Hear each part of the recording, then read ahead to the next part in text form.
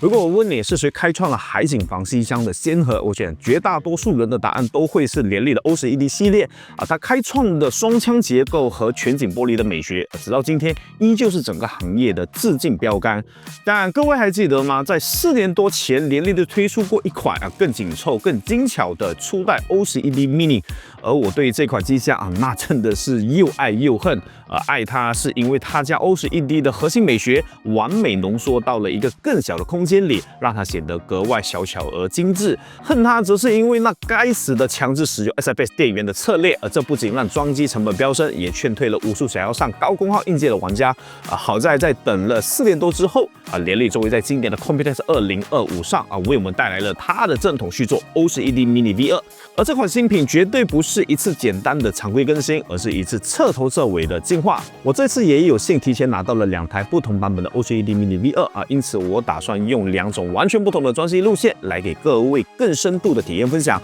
而在节目的开头，我想先给各位一个明确的结论如果你是一位 MATS 主板的用户那么恭喜你这款机箱几乎是为你量身定做的只要预算足够，可以直接闭眼下单推荐度真的非常高但是如果你用的是标准的 ATS 主板，那我还是强烈建议你先别急着下单因为你可能会遇到一些意想不到的装机体验。而我也会把所有的细节都分享个明明白白你们可以先看完这一期节目后再来决定这一台欧式 ED Mini V2 到底值不值得你为它入坑。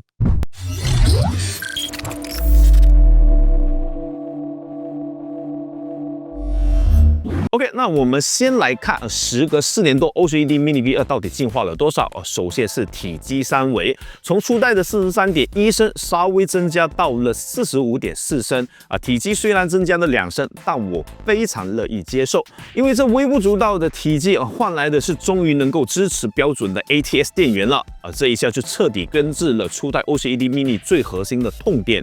更有趣的是，联利为了实现这个兼容性，可以说是脑洞大开。他们在机箱侧后方设计了一个凸起式的碗孔面板，然后再结合一个偏移式的电源安装支架，就能够塞下长达20厘米的 ATS 电源就那么简单同时还没怎么增加机箱的宽度不得不说这个设计是真妙。除了兼容 ATS 电源，第二个重大变化就是这个崭新的10度倾斜式底部风扇位官方还说这个设计能够让冷空气更精准的吹向显卡，让显卡的散热性能获得更大的提升。这部分我们稍后实测见分晓。此外，联利也说这个设计其实是有双重目的的除了提升散热性能外，还能够更好的展示风扇就比如联利自家的积木 LCD 风扇看到这，我严重怀疑联利就是为了让 LCD 风扇的屏幕录得更加彻底，才想出这个倾斜设计散热提升什么的恐怕只是美丽的巧合联利你就老实承认吧。当然，作为2025年的海景房机箱，无立柱全景玻璃那必须是标配了，这点我就不用多说了。但值得一提的是，即便是我拆掉了2块玻璃，整个机箱的框架依旧非常稳固，结构强度完全在线，这点给个好评。除此之外，联利最拿手的模块化设计也得到了延续和进化，在顶部和底部的风扇位提供了简易拆卸支架这个在过去的联利其他款式机箱就能看到，不必过多介绍。而主板仓的高低调节才是重点。欧式 ED Mini V2 从过去更复杂的拆卸方式变成了现在调整几个模块就行的傻瓜式操作，这个就方便的太多了。以及前置 I/O 接口都能从底部移植到顶部完美照顾到喜欢将主机放在地上的玩家甚至如果有单独售卖 I/O 模块，还能够底部和顶部一起使用加强更多扩展性。最关键的是这次联利非常大方直接附赠了束装显卡的支架，还有2种不同形态的显卡支撑架这完全不像过去那个卖配件卖到手软被我们戏称为117大厂的联利了联利你变了但我也更爱你了。最后我们来聊聊版本和价格这次的欧式 ED Mini V2 提供了黑白双色，而细节控玩家得注意了，黑白2种颜色给到了一些不同的面板处理，黑色是给到了拉丝铝面板质感，白色则是纯色烤漆，而我个人更偏爱白色版带来的洁净感你是不是也和我一样？在版本上，欧式 ED Mini V2 除了有基础的无风扇板，也破天荒提供了预装5把无光反向风扇的 Floor 板非常适合那些无光控的玩家。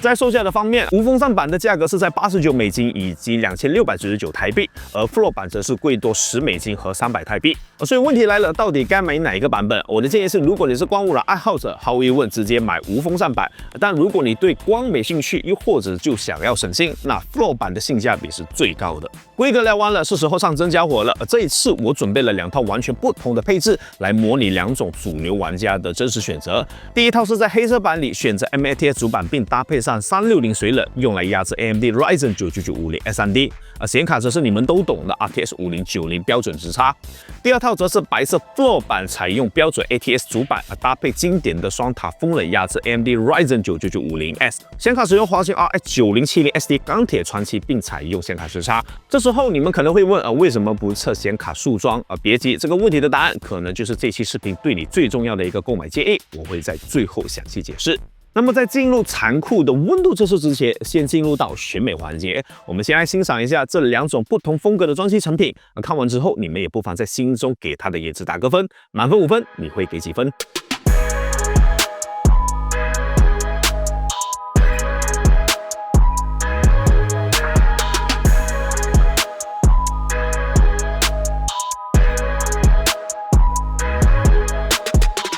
好，选美结束，开始上刑。我的测试方法很简单，除了常规的关着玻璃烤机，我还会把2块玻璃都拆掉，在半开放式的环境下再测一次。目的就是看看这个机箱的风道设计表现。首先，先来看黑色版的 MATS 搭配360水冷的表现。在 FPU 单烤20分钟后，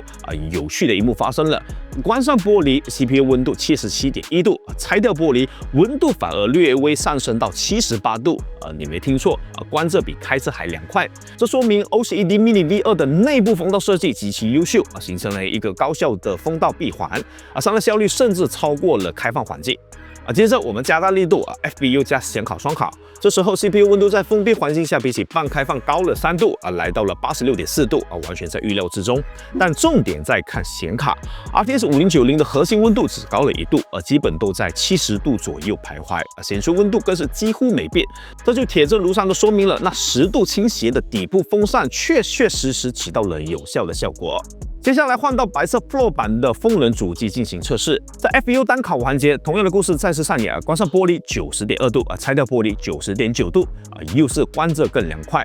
再到更严酷的双烤，关上玻璃和拆掉玻璃都是平均95度，频率与光化表现也基本相同。而 RX 9070 ST 的核心和显存温度也同样如此，基本都是处于完全相同的表现。从上个测试结果来看 ，OCED Mini V2 的表现完全不用担心即便是使用风冷也能够有不错的散热表现。那么 OCED Mini V2 是适合哪一个类型的用户呢？在我看来，它就是为2类人准备的。首先是对紧凑型体积有着极致追求的玩家另一类则是那些饱受 SFX 电源折磨做梦都想要换 ATX 电源的初代 OCED Mini 老用户。但是 OCED Mini V2 也有不完美的地方它的缺点和优点一样突出首先就是最大的问题，那就是对 ATX 主板的安装体验，因为体积实在太紧凑了，整个安装过程会非常极限，而且更要命的是，它只提供了5个 PCIe 扩展槽，这意味着你的 ATX 主板最下面那一条 PCIe 插槽是用不了的这也是我为什么在开头就警告 ATX 用户先别冲动下单。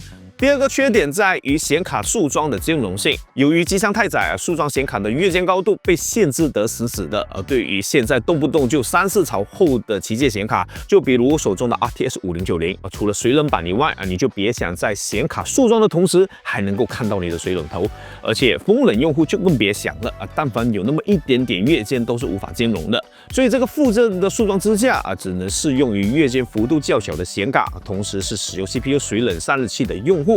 第三则是风冷限高只有160毫米。原本在白色 Floor 版上，我本来想用 VK 的 DS140结果装上去直接顶到玻璃侧板了只能无奈换成了主流的11125想上顶级风冷的朋友一定要提前查好散热器的高度。最后再聊聊一些为了成本做出的取舍，比如电源仓的遮线板是螺丝固定的，并不是磁吸，侧面风扇位也并不是快拆支架。而最有趣的是那10度倾斜的底部风扇支架你想要拧螺丝，你的螺丝刀也得跟着倾斜10度只能把机箱放倒，又或是放在桌面边缘才能够顺利安装。所以你看 ，OCED Mini V2 为了实现更紧凑的体积加 ATS 电源这个核心目标，在很多便利性功能上都做出了妥协。那么最后的结论来了，这是一款优缺点都极其鲜明的机箱，它有极具优秀的散热性能与竞争力的价格，而同时还解决了前代最大的电源兼容性痛点，以及在许多细节有着大幅的进化光凭这些，它就值得关公给个